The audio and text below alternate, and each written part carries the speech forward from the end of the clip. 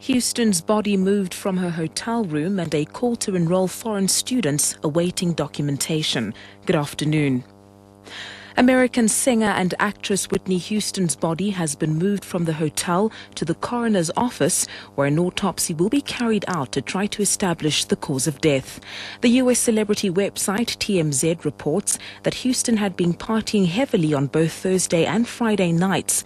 Houston, one of the most talented performers of her generation, who lived a turbulent personal life and admitted drug use, was found dead in a Beverly Hills hotel room early this morning.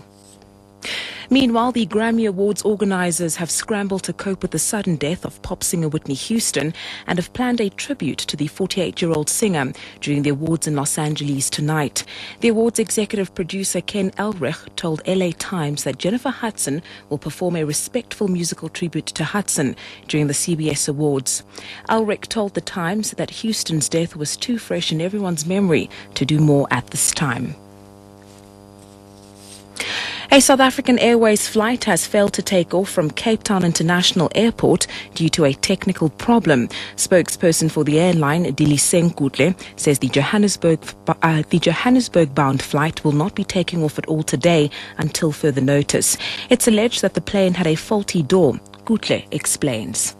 SA324 from Cape Town to Johannesburg has been indefinitely delayed for technical reasons. While SAA apologized to its customers for the inconvenience, it's important to note that their safety is our utmost priority and will not be compromised. We are working at minimizing the impact of this delay, and we've accommodated our customers on the next available flight out of Cape Town.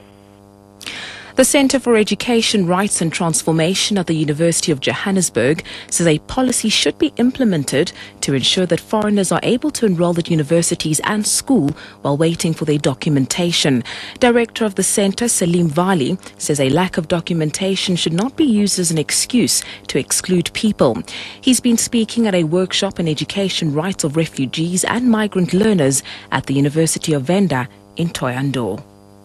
Many of the young people who come to our country don't have the luxury of finding their documentation. So we're asking for empathy, we're asking for compassion to deal with these problems and understanding, and that the lack of these documents should not be an excuse to prevent people from fulfilling their human potential. 2 people have been killed by last night's storm at Butsoleni village in Limpopo. The storm wreaked havoc in the Vemba and Mopani districts of the province, leaving hundreds of people displaced. The disaster management teams of the 2 districts are still to be deployed to the affected areas. In Mopani, over 300 houses, a school and 5 shops have been damaged. In other news, NSRR volunteers and police divers in Komaki have resumed a search for a man believed to have drowned after a rubber duck was found washed up on the beach at Noordhoek. 3 men apparently went out on the rubber duck on Friday evening to go fishing. NSRI spokesperson Craig Lambanon says rescuers found the body of a man near the rubber duck.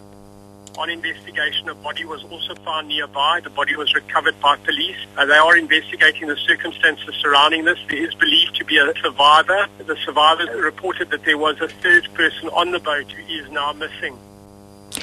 In news abroad, Malaysia has sent a Saudi journalist back to his home country, where he's wanted by authorities for his post on Twitter about the Prophet Muhammad. Hamza Kashgari fled to Malaysia after his Twitter comments were deemed insulting and sparked calls for his execution.